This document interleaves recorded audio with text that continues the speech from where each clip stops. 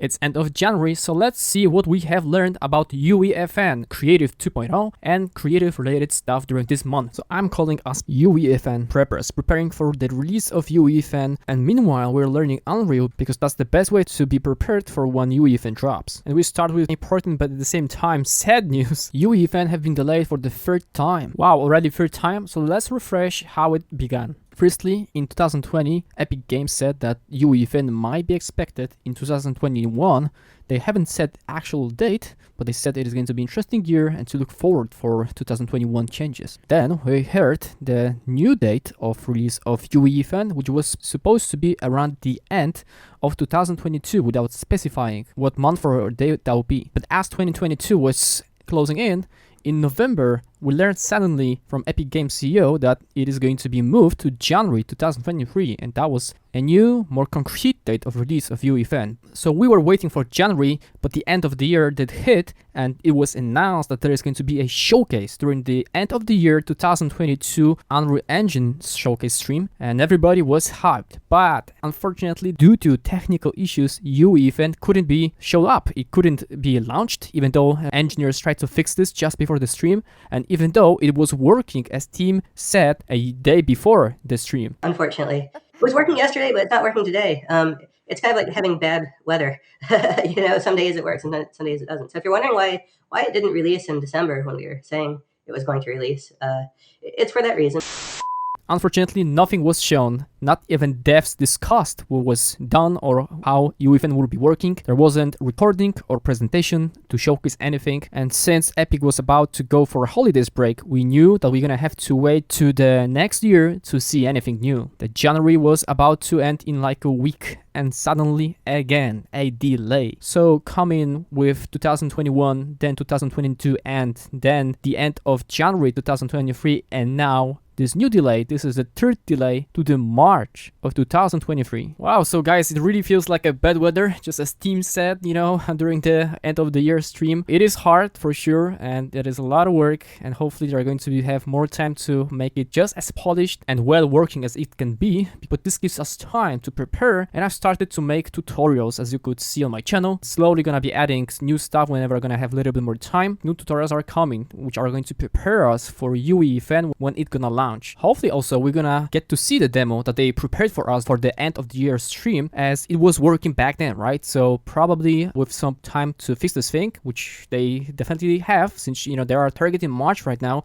Hopefully they're gonna showcase this to us, at least record this thing. We're gonna finally see in our own eyes what they've been cooking for the last year, so we're gonna be able to prepare better. But you can prepare now. Recently Epic released a couple of technical blogs on how they bring Unreal Engine 5.1 and Unreal Engine features to Fortnite, what kind of challenges did they meet and how do they fix them.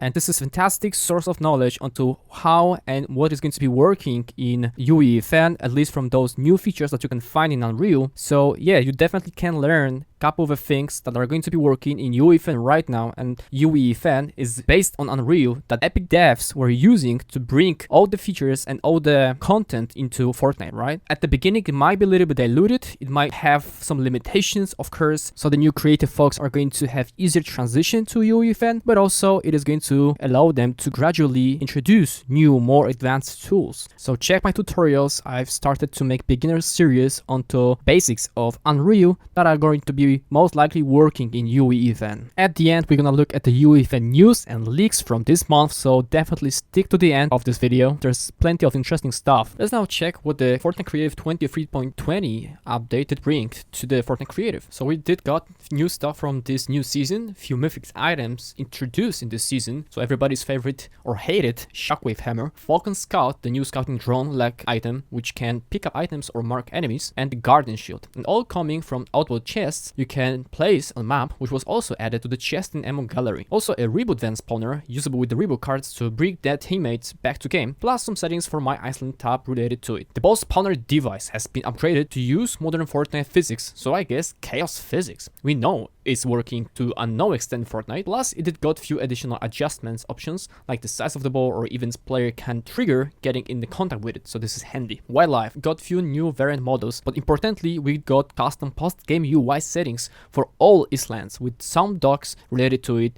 which should also work with the end game device, and there are a ton of options in there. Galleries got their own documentation section grouped by themes or styles, but this looks more like reference to what galleries there are. And from upgraded devices, if you remember in update 23.0, many devices has been upgraded to the new opt-in versions following recent changes to event system, and we think it is also to make them working in UEFN. So we're gonna pay close attention to those upgraded devices each update. So hot message device received much desired and nice additional settings to this upgraded version, which allows for great customization of UI elements displayed by it. It did receive few options similar to canvas panel slots from Unreal Engine if you're familiar. If we will be able to edit UIs in some way in UEFN, you might want to check it now already. In UE, canvas panel is a widget of which child widgets are placed in canvas panel slot, allowing for arbitrary placement, anchoring, and position offsets, but many other options were added to this device. Right before we jump into 23.30 creative updates, let's take a look at the Kid LAROI's Wild Dreams concert creative experience, which happened a few days ago.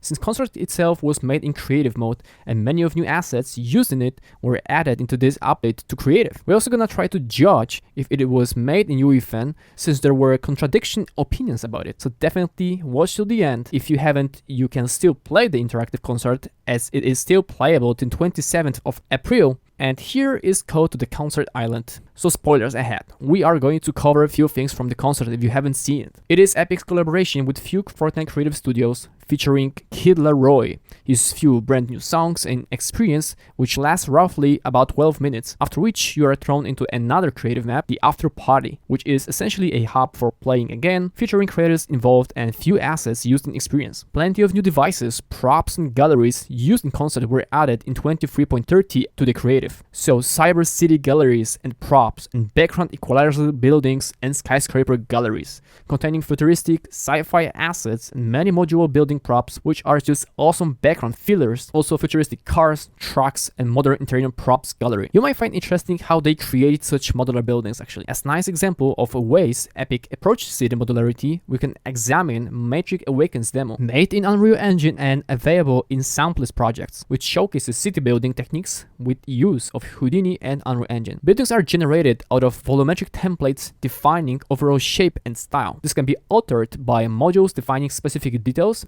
and variation both in style and silhouette. Data from those modules is altered to get spacing and placement of high quality facade elements. This modularity and procedural approach allows for robust iteration and generation of multiple different buildings in the same or mixed styles, depending on the complexity of the tool. Assets you see in the Matrix demo are much more complex, as those allow you to procedurally generate buildings in Unreal Editor. Ones we see in Fortnite might have been handled in external modeling software and then combined into single mesh for performance reasons. Those less complex city-style buildings look like that. Interesting is also the technique for Windows interiors you see filled with the generic office lot rooms. This technique allows to fake 3D geometry with the parallax on a flat 2D card. Those interiors improve believability of building, but are much cheaper to render since it's not full 3D geometry of entire room with props, and the buildings are meant to be viewed from distance, so effect is not so jarring to the eye. The next addition is the crowd volume device. Spawns a group of cheering NPCs, those simulated the crowds seen in the concert. You can generate the massive crowds with this, though options are quite limited as it's literally same animation played over time on a few skin models which you cannot customize. Well, hopefully they add more variation. Technique of making this device here is also interesting. So most likely instance static meshes, ISM, are used for the character body mesh, and animations are baked into textures, then animated with a vertex offset. It's a low poly single mesh per character which does not have bones driving animation. Animation from the bones was output as a texture which with use of Unreal materials, world offset vertex animation blends the mesh moving. This way one animation can be shared amongst many models, simplified models which originally use same skeleton. Models are also simple, you can see visual glitches on them, but they belong to the background so you don't really notice the thing. There is handy plugin in UE called Anim to Texture,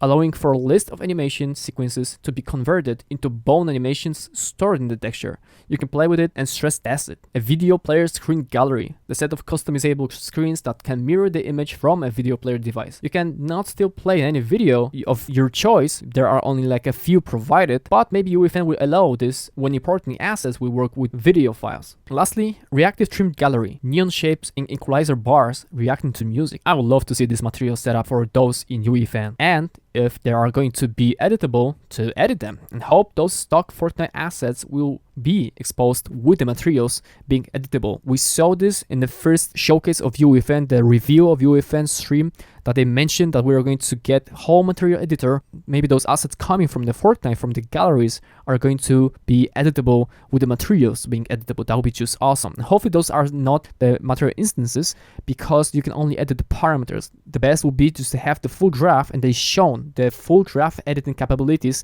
saying that we were going to have the same thing. So hopefully this is going to be done there in UEFN. 23.30 update is also interesting because it increased the budget of editing, allowing for 150k of memory while editing the island. So publishing islands still require 100k of memory limit to be respected, so it doesn't give island you want to publish any more memory really, but it prevents situations where you are unable to place or move objects on your island because you have exceeded the 100k memory limit. So if your island was previously over the limit because of some kind of update to Fortnite Creative, now you have this leeway. You cannot place the new devices or props. You're gonna have easier way of handling those exceeding memories due to those patches, which is kind of handy, though we would love to have additional memory, and hopefully, especially when UEFN coming. Other new or updated things, hiding props gallery with the interactive and customizable dumpster, a haystack, and the porta potty props you can hide and were added. Sky Jelly's real life type added to the real life spawner, and Big Bash Bomb Grenade was added.